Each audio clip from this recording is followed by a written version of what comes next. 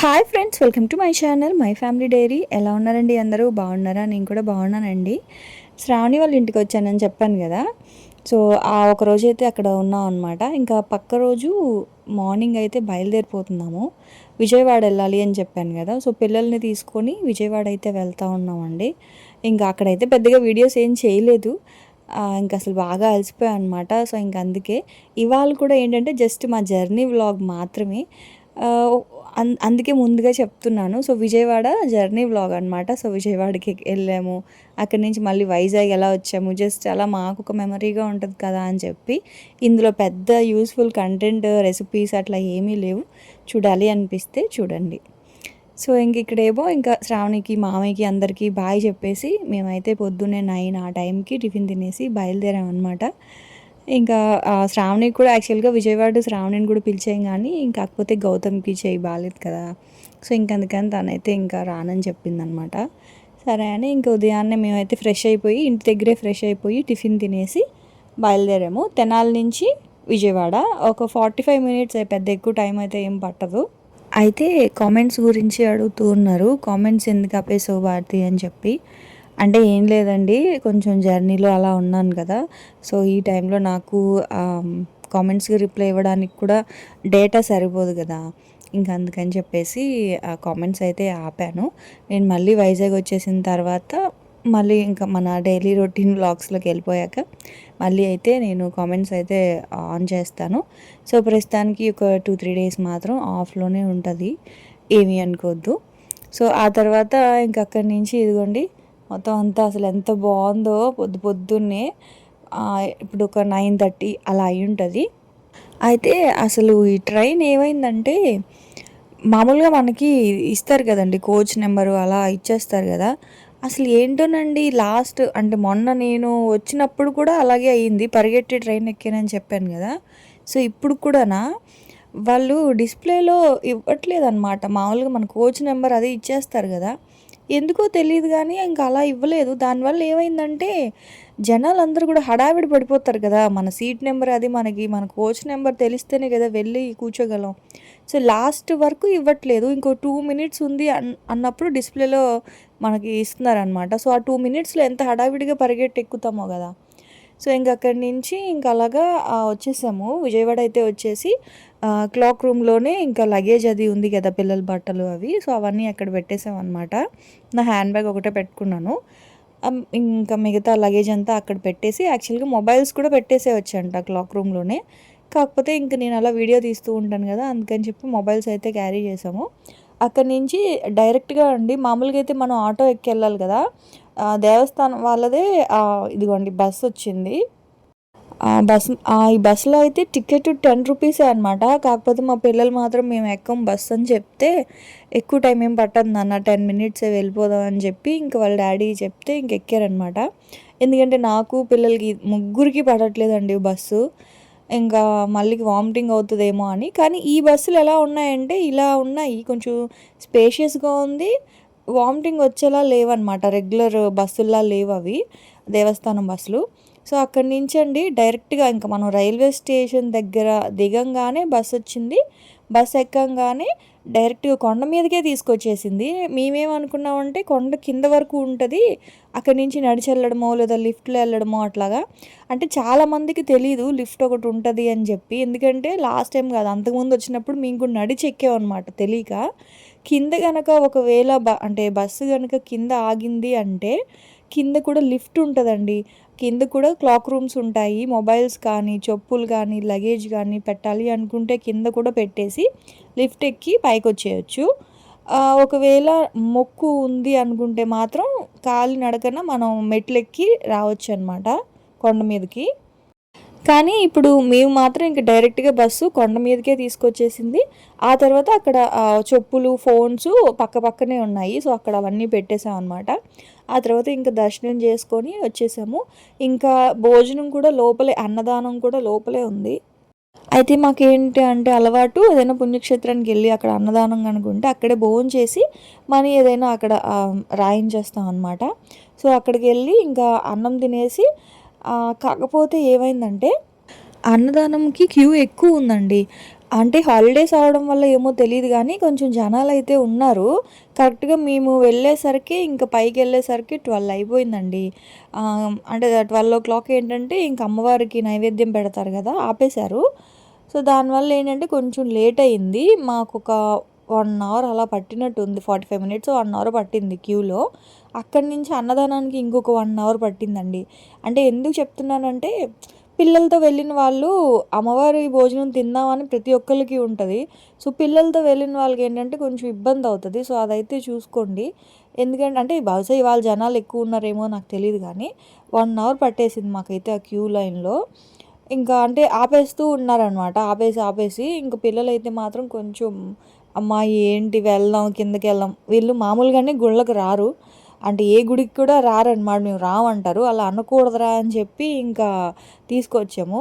So, ఇంకక్కడ late అయ్యేసరికి ఇంక తెలుసు కదా పిల్లల సంగతి. దానికి తోడు చల్లగా ఉన్నా సరే కొండ మీద చాలా ఉక్క పెడుతుందండి. ఎంత చెమటో అసల.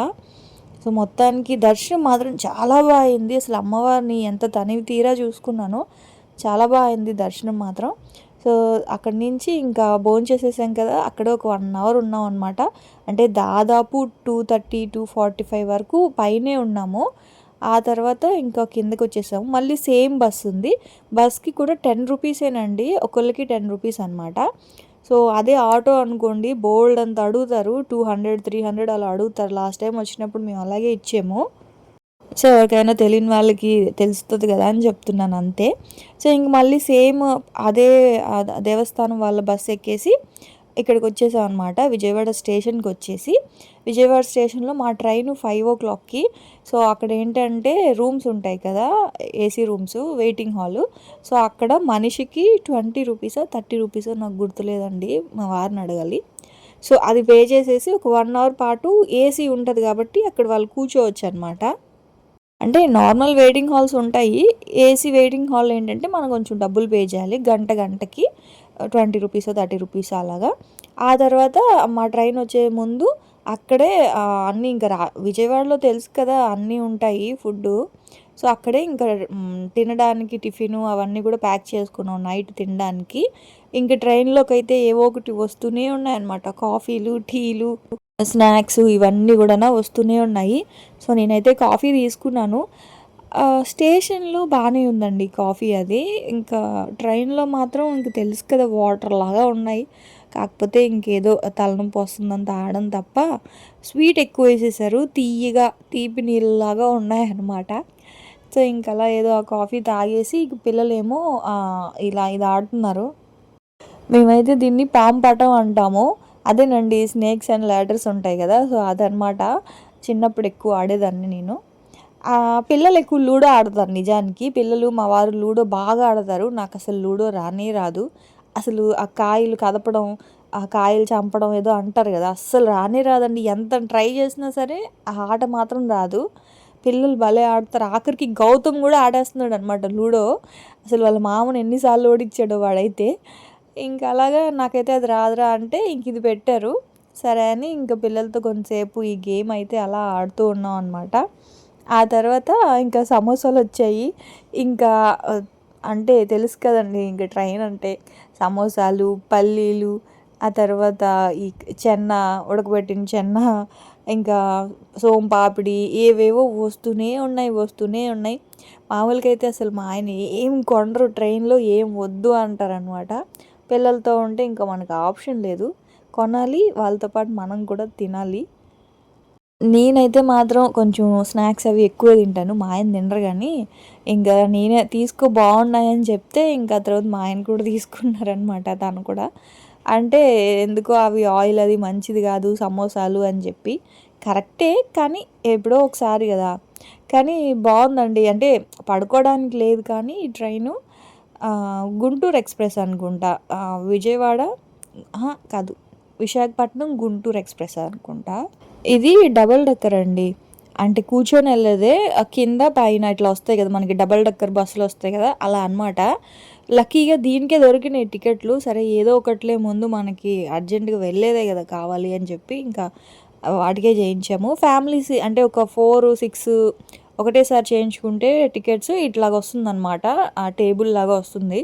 ఫ్యామిలీస్కి బాగుంది ఇలా పెట్టుకొని భోజనం చేయడానికి అంతానా. అయితే ఇవి తీసుకున్నామండి, పరాటా తీసుకున్నాము. అసలు ఎంత అంటే మా పిల్లలు నవ్వు నవ్వు, అసలు ఏం బాగాలేదు ఈ పరాటా అయితే మాత్రం. వేడిగా తింటే బాగుండేమో కానీ చల్లారిపోయింది కదా. ఎలా ఉంది? గట్టిగా ఉందా?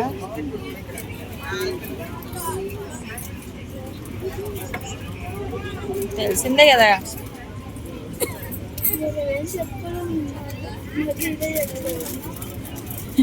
చూడు చేస్తా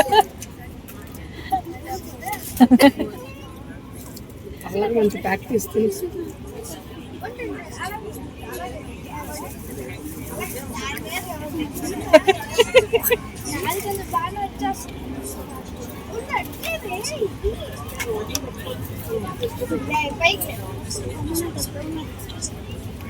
తిన్నప్పుడు ఏం చేయాలి?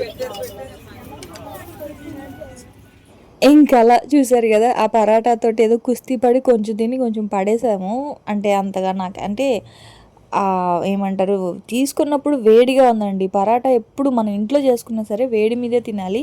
చల్లారిపోతే ఏంటంటే అది మైదా కదా, బిగుసుకుపోయి గట్టిగా అయిపోతుంది, సాగుతూ ఉంటుంది అనమాట. అసలు ఏం అంతగా బాగాలేదు. యాక్చువల్గా పడేసాం నిజానికి కొంచెం చెప్పాలంటే. మా వారేమో తిట్లు, శుభ్రంగా ఇడ్లీ ఏదో తీసుకోవచ్చు కదా ఎందుకు అని. సో ఇడ్లీ ఎప్పుడు తింటాం కదా ఇంట్లో అని చెప్పి ఇంకా అలా పరాటా తీసుకుంటే అదేమో అలా అయ్యింది. సో మొత్తానికి ఇంటికి వచ్చేసరికి అంటే స్టేషన్కి వచ్చేసరికి 11:10 11:20 అట్లా అయిందనమాట. ఇంటికి వెళ్ళేసరికి ఆల్మోస్ట్ 12 అయిపోయింది. చూస్తున్నారు కదా మా ఫేసులు ఎలా అయిపోయాయో. సో మొత్తానికి అనుకోకుండా అమ్మవారి దర్శనం అయితే ఇలా అయ్యిందండి విజయవాడ. నెక్స్ట్ మంత్ వెళ్ళాల్సింది ఈ మంతే వెళ్ళాము.